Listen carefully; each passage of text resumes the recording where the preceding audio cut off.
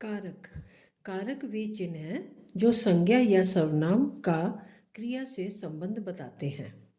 ने, को, से, का, के लिए, में, पर आदि कारक चिन्ह हैं। इन्हें विभक्ति चिन्ह भी कहते हैं। अब इनको हम उदाहरण की मदद से समझेंगे। सबसे पहले है माँ ने खाना बनाया। अब यहाँ पर कारक चिन्ह क्या आया है? ने। अगर हम ने को छुपा दें या प्रयोग ना करें तो वाक्य क्या बनेगा? माँ खाना बनाया। इस वाक्य से स्पष्ट नहीं हो पा रहा है, ये वाक्य अधूरा है। तो यहाँ पर जब ने लगाएंगे तो ये वाक्य पूरा हो जाएगा और अर्थ भी स्पष्ट हो जाएगा। तो माँ ने खाना बनाया। किसने बनाया? माँ ने खाना बनाया। दूसरा वाक्य अमन ने अपनी बहन को बुलाया। यहाँ पर दो कारक चिन्ह है, एक तो ने और दूसरा को। अगर हम इन दोनों को ही छुपा दें तो वाक्य क्या बनेगा? अमन अपनी बहन बुलाया। ये तो कोई वाक्य है ही नहीं। इसको स्पष्ट करने के लिए हमें कारक चिन्ह का प्रयोग करना ही पड़ेगा। तो यहाँ पर हमने ने और को जब लगाया तो बिल्कुल स्पष्ट हो गया कि अमन ने किसको बुलाया? अपनी बहन को बुलाया। उसके बाद बच्चे बस से स्कूल जाते हैं। यहाँ पर जो कारक चिन्ह है वो से है। जब हम इसको हटा देंगे तो क्या बनेगा? बच्चे बस से स्कूल जाते हैं। अब बच्चे स्कूल जाते हैं, बस क्या?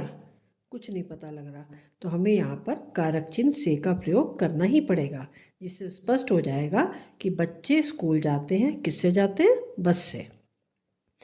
अगला है मैंने दोस्त के लिए किताब खरीदी। अब यहाँ पर के लिए जो है ये कारक चिन्ह है। इसको अगर हम छुपा दें तो हमारे पास क्या बचा? मैंने दोस्त किताब खरीदी। अब मैंने किताब खरीदी, दोस्त क्या? ये भी स्पष्ट नहीं हो रहा। इस अर्थ को स्पष्ट करने के लिए हमें के लिए कारक चिन्ह का प्रयोग करना पड़ेगा, जिससे पता लगेगा कि मैंने किताब खरीदी। किसके लिए? अपने दोस्त के लिए। अब देखिए कारक चिन्ह का कितना महत्व है वाक्य में। पत्ता पेड़ से गिरा। यहाँ पर से कारक चिन्ह आया, इसको हटाएंगे तो क्या निकला? पत्ता पेड़ गिरा। वाक्य अधूरा है। जब से लगाएंगे तभी ये वाक्य पूरा माना जाएगा और स्पष्ट होगा कि पत्ता पेड़ से अलग हुआ यानी गिरा। दादी कमरे में है। यहाँ पर में कारक चिन्ह है। अगर में को हटा दे, दादी कमरे हैं, ये भी वाक्य अधूरा है। में लगाने से, में जो कि कारक चिन्ह है, लगाने से ये वाक्य पूरा हो रहा है। अगला है यह केशव का घर है। यहाँ पर का कारक चिन्ह है। कहीं पर का आता है, कहीं पे की आता है, कहीं पे के आता है। तो यहाँ पर का शब्द आया है, ये कारक चिन्ह है। इसको हटाएंगे तो यह केशव घर है। यह केशव घर क्या हो गया? ये तो अलग ही मतलब निकल आया। तो जब का लगाएंगे तब ये स्पष्ट होगा कि यह घर किसका है?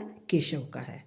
मेज पर किताब रखी है। यहाँ पर कारक चिन्ह आया है। पर को अगर हमने हटाया तो मेज किताब रखी है। अब किताब रखी है, थोड़ा बहुत समझ में आ रहा है, मेज क्या?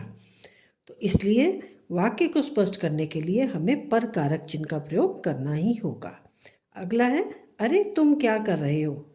यहाँ पर तुम क्या कर रहे हो ये तो बता रहे हैं तुम क्या कर रहे हो, लेकिन जब हम विस्मय यानी सब हैरानी बताएंगे तो उसके लिए हमें अरे शब्द का प्रयोग करना ही पड़ेगा।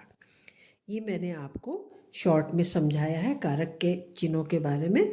अगले नए वीडियो में मैं आपको डिटेल में बताऊंगी। आशा करती हूँ आपको समझ में आ गया होगा। अगली नई जानकारी के साथ नए वीडियो में फिर मिलेंगे। धन्यवाद।